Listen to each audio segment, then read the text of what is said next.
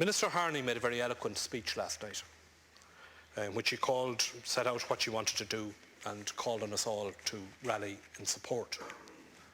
It would have been a very credible speech if Minister Harney was starting out in her term of office as Minister for Health.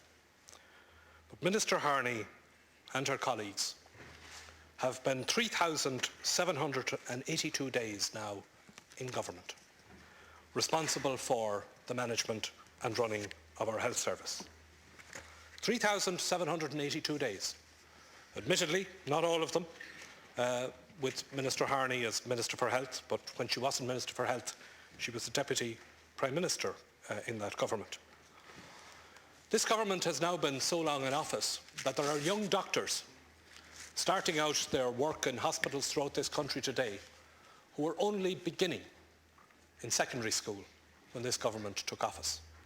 It's been long enough for any government to sort out the problem in the health service. In her speech, Minister Harney called for a bipartisan approach on the issue of cancer care. Minister Gormley this evening called for consensus. Minister Cowan calls for more debate. I don't disagree with any of that. But I remember when the health bill, which established the Health Service Executive, was before this House in 2004.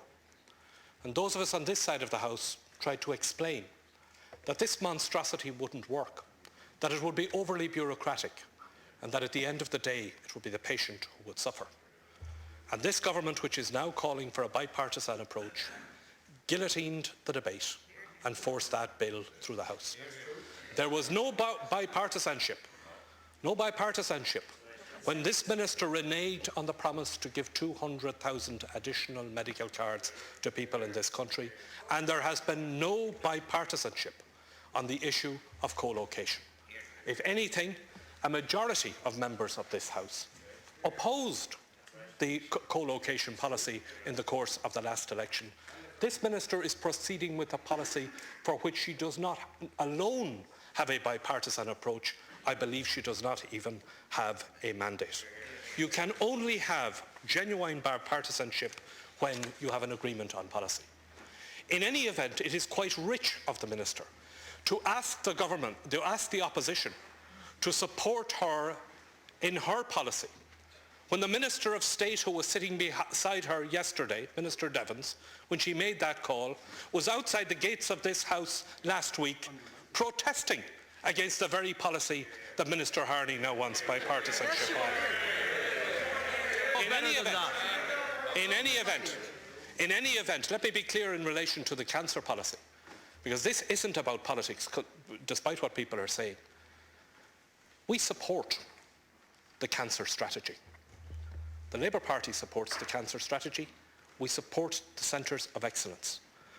Deputy Janice Sullivan has said that publicly. Deputy Liz McManus said it before her. There is an issue in relation to the provision of an additional centre for the North West, and I believe that that should be debated and discussed. The issue that we have with the cancer strategy is that it is not being implemented. There is no budget for it. There is no timetable for it. And the approach that we are seeing is one whereby the Centres of Excellence have not been put in place before the local facilities are being closed down. If I may quote Deputy Ned O'Keefe in the script that he has circulated, which I understand he wasn't allowed to deliver here tonight, he says, in fairness to him, world-class, Centres of Excellence, best practice, and the Messiah from Vancouver all sound great, but they are no substitute for lack of capacity in existing hospitals, which is the single biggest contributor to the current crisis. Now, the most pathetic part of Minister Harney's speech last night was when she described to us the lonely position she found herself in last Wednesday with her own officials, with the officials of the Health Service Executive, as she struggled with them to try and get an answer for what had happened to the 97 women in Portlaoise and why they hadn't been notified and why this additional crisis had developed. And here we had Minister, experienced, an able minister, who had herself set up the Health Service Executive, who said that the Health Service Executive would be the solution to the crisis, and she couldn't get answers from the very body that she herself set up. Nothing makes the case more eloquently that this minister is no longer in control or in charge of her own department. Because these are the very people and officers over whom the minister has ministerial responsibility. She can, in her own words, direct the Health Service Executive. She can order them to provide the information that she was seeking.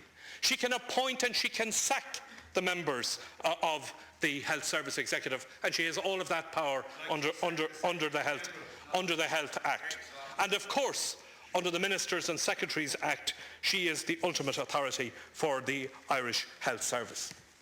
The people that she was struggling with are well-paid officers of the state for whom she approved bonuses in addition to the salaries that they are already paid, presumably on the basis that they were doing a good job, and she couldn't get basic answers from them.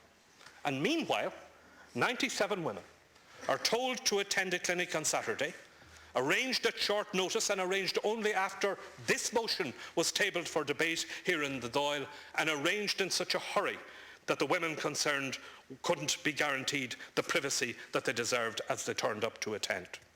3 months after the Portlaoise crisis arose, we still have no report as to what happened in Portlaoise. We still have no explanation. We have, Minister Gormley says that there was incompetence in Portlaoise. Maybe there was. Not confined to Portlaoise. But where's the report? Where's the explanation? What action has been taken in response of it? All that we have got is that there's a report in draft form somewhere, which the minister says she is not allowed to see, and which is buried somewhere beneath a pile of lawyers and is likely to stay there for a very long time. And all of this was not entirely new.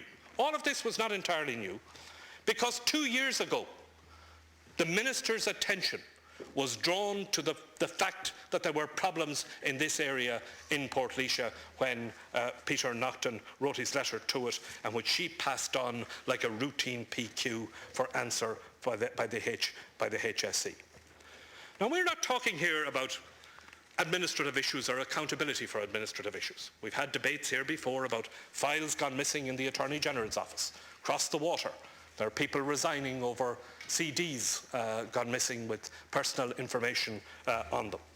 We are talking here about a life-threatening disease that kills hundreds of women every year, some of them young women, leaving behind young children, a disease which thrives on delay, and all we are getting in response to this issue is delay. 2 years after you heard first that there was a problem in Portlaoise, 3 months after the misdiagnosis came to public attention, we still have no explanation for what has happened. Now, I don't expect, and I agree with Deputy Howlin on this, that the minister must take the blame for every wrong clinical decision that's made by individual doctors. Of course not. But I do expect that the minister produces an explanation as to what happened when it goes wrong. And frankly, after 10 years in office and 10 years in government, I expect that a health system is in place to make sure that it doesn't happen and that the information and the communication is flowing. This motion is not about landing you, Minister, with clinical blame.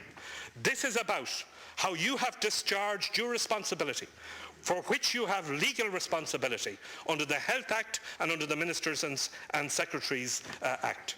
We get some idea of your ministerial style, Minister, from a reply that you gave to a Dail question here some time ago, where you say, "I do not attend management meetings, nor did I do so in the previous department. I believe that it is the role of the management in the department, though we have policy meetings and officials and so on."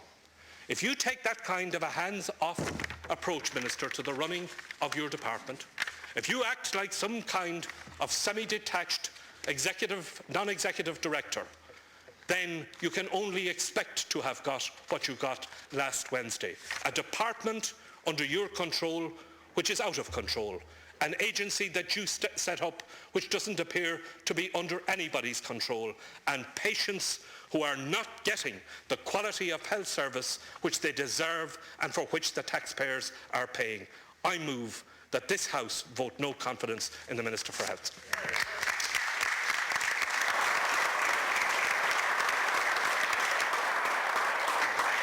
As it is now 8:30.